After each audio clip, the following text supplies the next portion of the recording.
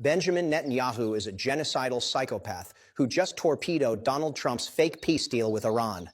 And I mean torpedoed it publicly, on camera, with a smile on his face. But before we even get to Netanyahu's unhinged announcement, we got to talk about what Donald Trump was doing in the lead-up to all of this. Because the Iran situation was never about diplomacy. It was never about peace. It was never about protecting Americans. This was always, from day one, about one thing: money, market manipulation, insider trading, the grift. Donald Trump has turned the United States government into a pump and dump scheme. He says wild stuff when the markets are closed, crashes things, his buddies buy low, and then Monday morning he comes out and says everything is fine, the markets rip, and someone walks away with billions. That is the entire operating model of this regime. And Jessica Tarlov on Fox, of all places, laid it out.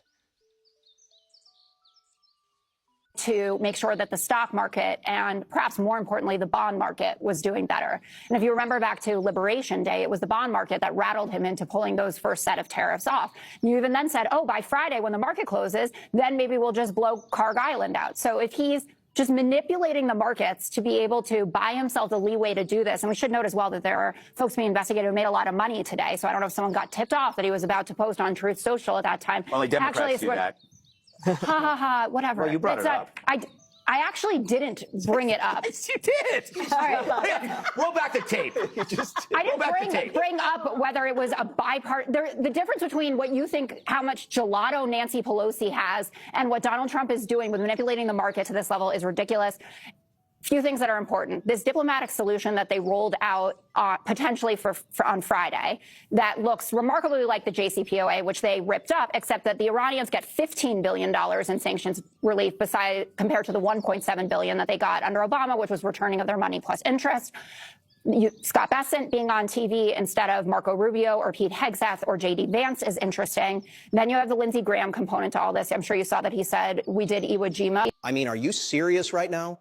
That was on Fox News. Fox, the state regime media network. And even Jessica Tarlov is sitting there connecting the dots that Donald Trump is manipulating markets.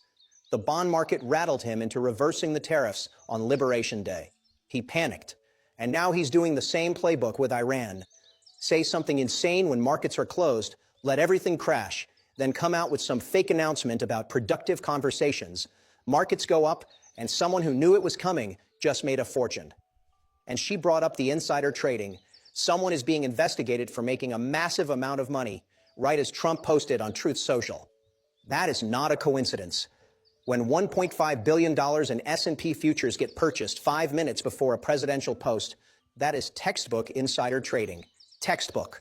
And the regime media tried to deflect to Nancy Pelosi's gelato. You're comparing a congresswoman's ice cream to the sitting president rigging the global financial system.